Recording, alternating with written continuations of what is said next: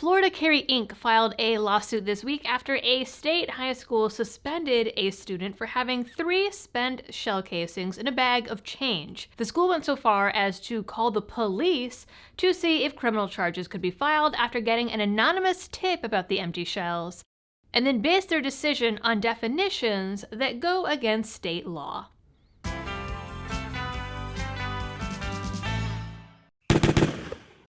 Hello everyone and welcome back to the channel. Before we jump into this, 2 quick points of housekeeping. Number 1, apparently I have been nominated for a Gundy again this year.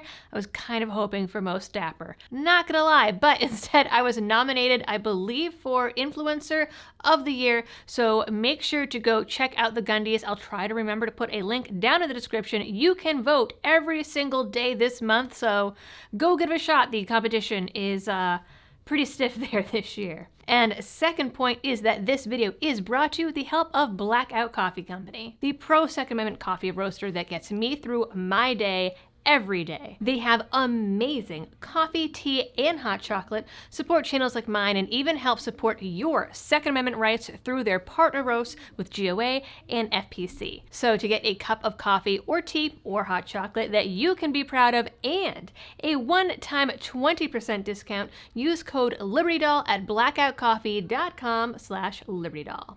Now, I have a toddler downstairs whose birthday it was on Wednesday, and I have promised her a slice of birthday cake if she let Mama do her work by herself today.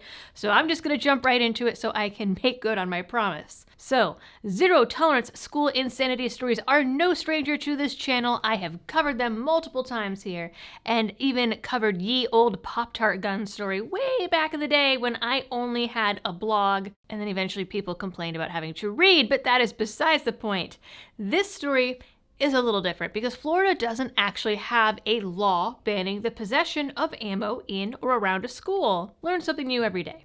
So, this story involves the Hillsborough County School District and a student only identified as JS. According to the lawsuit, the school received an anonymous tip through an app called Fortify Florida, which was developed by the Parkland kids, or at least they had a hand in it.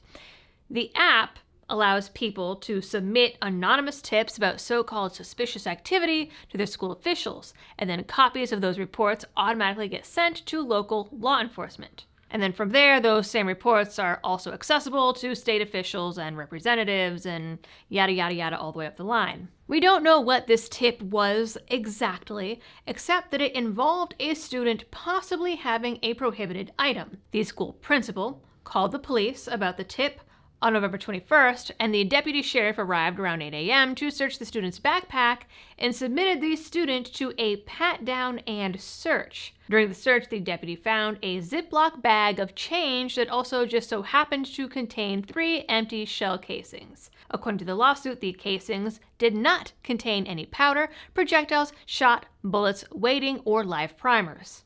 The student said that the casings were from a recent trip with his parents where they went target shooting. Now again, Florida doesn't ban ammo on school grounds or even in school zones, and the deputy told the school that the kid did nothing wrong and hadn't committed a crime. Still, the principal called the school's parents and said that their child possessed a prohibited item that threatened school safety and security.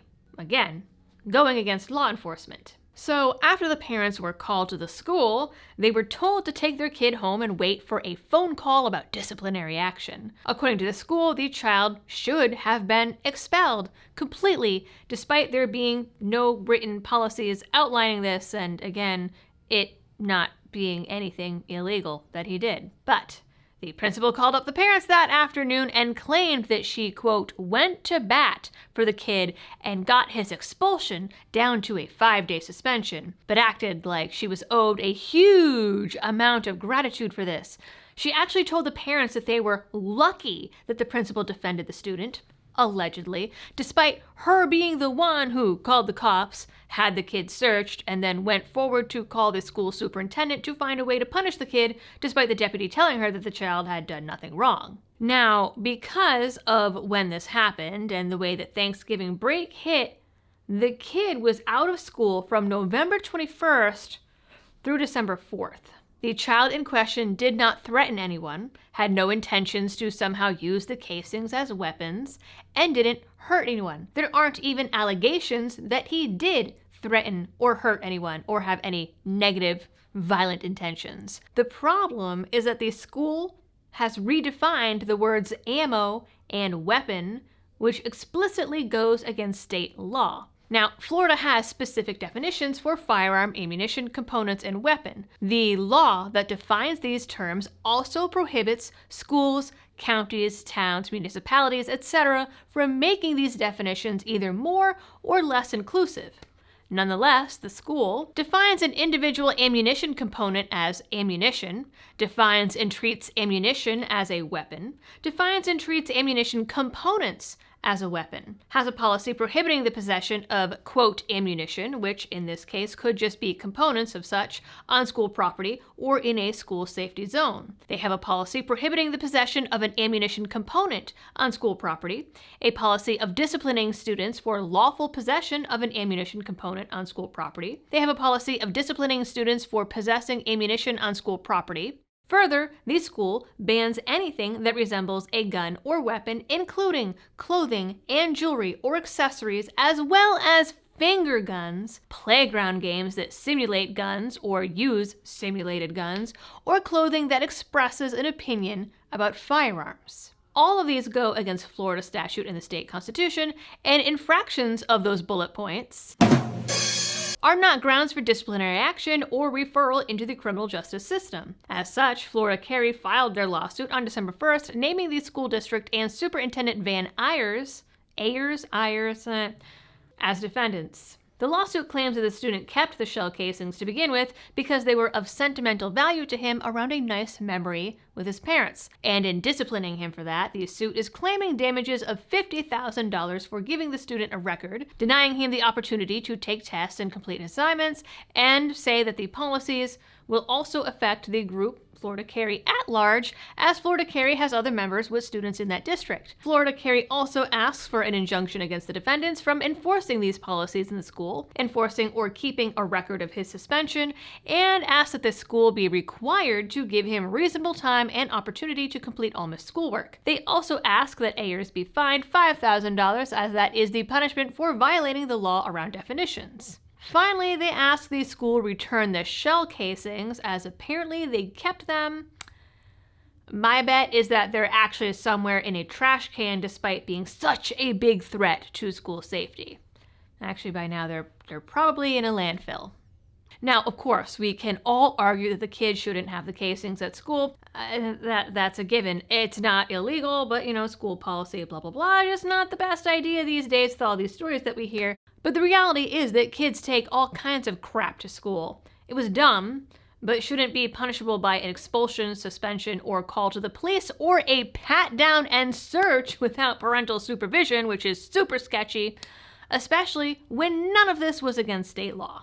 I mean, if I was in this situation, well, first of all, I'm never going to be in this situation because my child is never going to a school or a school building. But if I were in this situation, I would probably be doing the same thing and filing a lawsuit because A, it's completely ridiculous, and B, like you patted down my child at school? No, that's not okay. Especially when there was no threats made or any violence committed. This is just another one in the books for ridiculous zero-tolerance policies and reactions.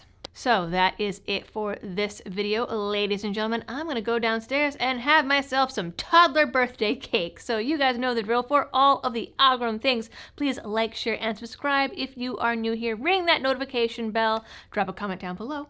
And as always, thanks for tuning in. Stay safe out there and happy shooting. Oh, and because I know somebody in the comments is going to ask, this is the shirt. This is actually the shirt that's been banned from the internet. This is the banned internet shirt. No, I cannot make new ones because my drop shipper has forbade me from doing it. So if someone else finds another drop shipper that is not Demolition Ranch, because apparently you need 1 million subscribers to be with them or whatever, let me know, and maybe it'll make a comeback. Okay, that's it. Birthday cake.